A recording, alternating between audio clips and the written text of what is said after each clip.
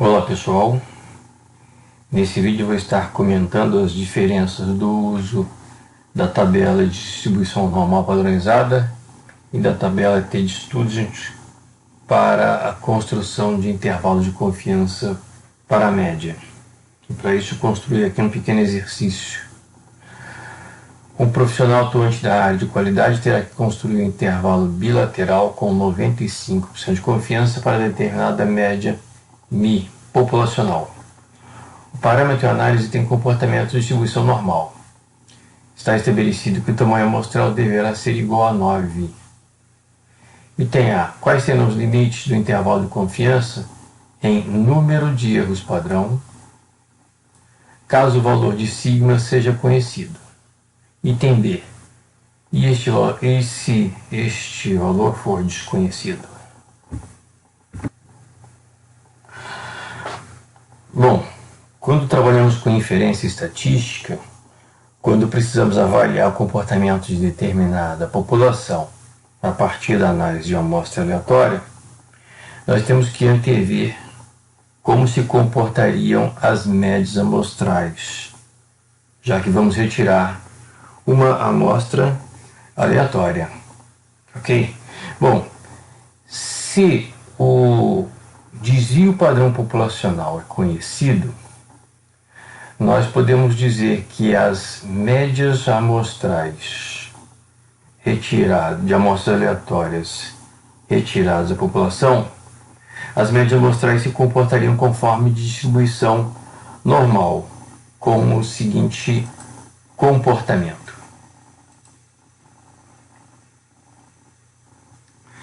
As médias amostrais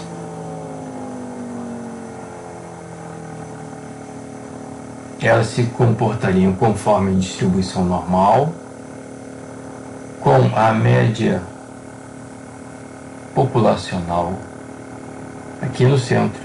E essa média populacional, em alguns casos, pode ser conhecida, em outros casos, é o que a gente está estimando. E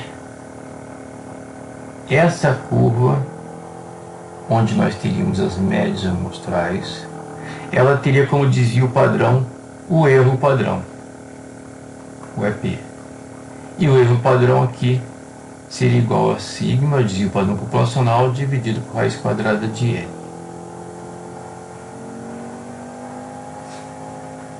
Ok?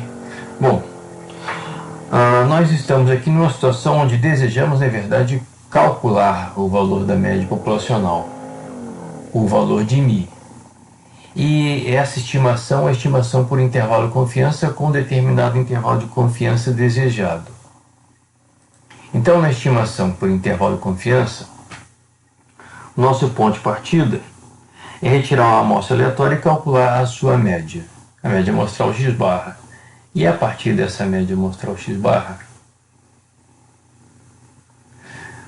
nós construímos, a partir dela, eu vou localizar ela aqui no centro, construímos um intervalo de confiança. Por exemplo, um intervalo de confiança bilateral com dois limites, inferior e superior, traduzidos agora em número de erros padrão, onde o valor de um erro padrão, como vimos, é o sigma dividido por raiz de n. Esses limites aqui, eles podem ser identificados na tabela de distribuição normal padronizada. Basta que identifiquemos que esta área aqui, esta aqui, estão associadas ao grau de confiança desejado, que no nosso caso é de 95%. Então essa área aqui à esquerda é 0,025, assim como essa outra aqui à direita. Então já sabemos bastante que ao observarmos uma tabela de distribuição normal padronizada, verificaremos que este valor limite, este valor crítico de Z, que vai medir distâncias em números de erros padrão, esse valor aqui é de menos 1,96. Eu posso confirmar isso mostrando rapidamente uma tabela de distribuição normal padronizada. Está aqui. Eu estou verificando aqui áreas à esquerda de Z, e para um Z de menos 1,90, 91, 2, 3, 4, 5, 6 daqui. Para um valor de z de menos 1,96, eu tenho a área esquerda de 0,025. E por simetria, valores de z iguais a mais 1,96, temos a área da direita de 0,025. Então, quando construímos o intervalo de confiança para a média, o limite inferior estará abaixo da média amostral a 1,96 erros padrão. E o limite superior deste intervalo de confiança, com 95% de confiança, estará acima da média amostral a 1,96 erros padrão, onde o valor do erro padrão é o sigma dividido por raiz quadrada de n. E se o valor de sigma for desconhecido? Bom, se o valor de sigma for desconhecido, o que sabemos da estatística é que as médias amostrais, elas passam a se comportar conforme uma distribuição parecida com a distribuição normal, só que é uma distribuição denominada distribuição T. Ela também tem apenas um pico, ela é simétrica, e nela nós calculamos distâncias a partir do valor central em número de erros padrão também, onde aqui o erro padrão é o desvio padrão amostral dividido por raiz quadrada de n. Então, como o sigma é desconhecido, aqui o valor do erro padrão é calculado a partir do desvio padrão amostral. Bom, de qualquer forma, a similaridade é que nós podemos calcular distâncias a partir do valor central em número de erros padrão também. Então, quando eu retirar uma amostra e dessa amostra aleatória eu calcular uma média amostral, eu posso dizer que essa média amostral é um bom estimador da média populacional.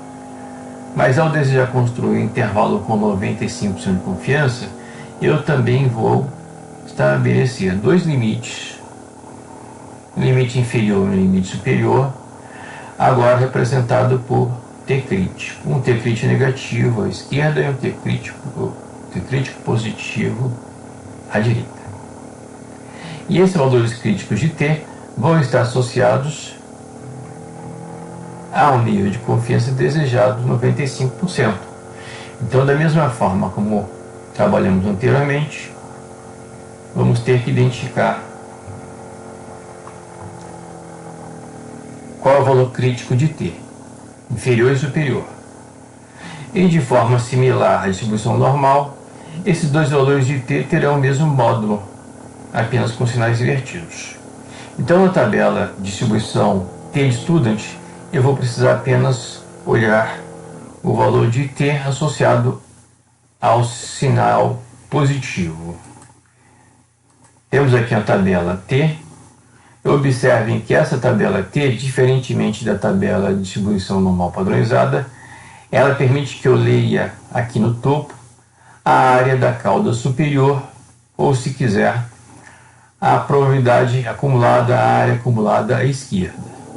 Eu vou me concentrar na área da cauda superior e vou procurar aqui a coluna onde a área da cauda superior é 0,025, e nesta coluna esquerda vou procurar o número de grau de liberdade, que é igual ao tamanho amostral menos 1. Para a amostra de tamanho 9, o número de grau de liberdade vai ser igual a 8. Então, nessa linha com grau de liberdade igual a 8, eu vou procurar o valor de T, que vai ser agora um valor crítico de T, associado a uma área à extrema direita de 0,025. Esse valor de T, podemos observar aqui, que é 2,3060. Então, voltando ao meu esboço, eu posso dizer que esse valor crítico de t é igual a 2,3060. E por simetria, esse valor crítico de t inferior é de menos 2,3060.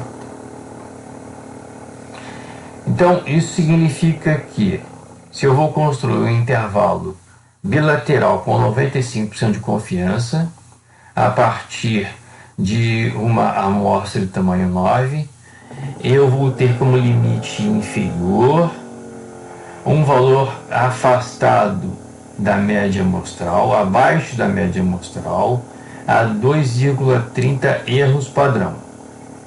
E o limite superior, um valor acima da média amostral, acima a uma distância de 2,30 erros padrão, onde o valor do erro padrão é igual a S de o padrão amostral dividido por raiz quadrada de N.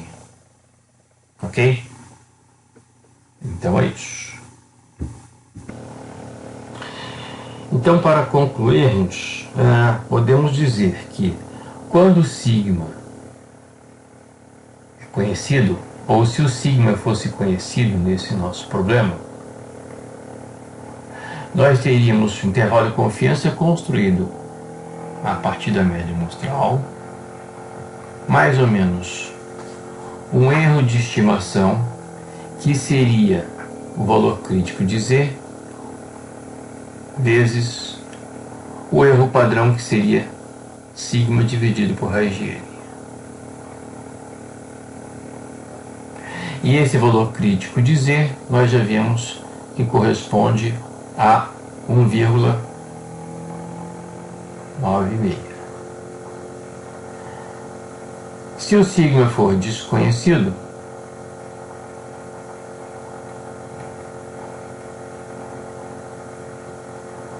nós teremos que o intervalo de confiança vai ser construído a partir da média amostral, mais ou menos uma margem de erro que vai corresponder ao valor crítico de t vezes S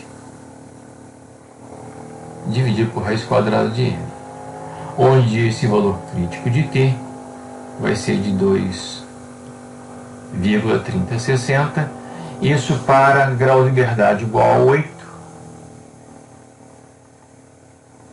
ou seja, tamanho amostral igual a 9. Finalmente, nós podemos observar nessa mesma coluna, onde trabalhamos nesse exercício para a distribuição T, que quando o tamanho amostral aumenta, o número de graus de liberdade, que é igual ao tamanho amostral menos 1, ele vai aumentando, e como consequência, de cima para baixo, o valor crítico de T vai diminuindo. Quando o valor crítico de T está associado, por exemplo, a grau de liberdade igual a 50, esse valor crítico é de 2,001, já bem próximo do valor crítico de Z, que é 1,96. Ok?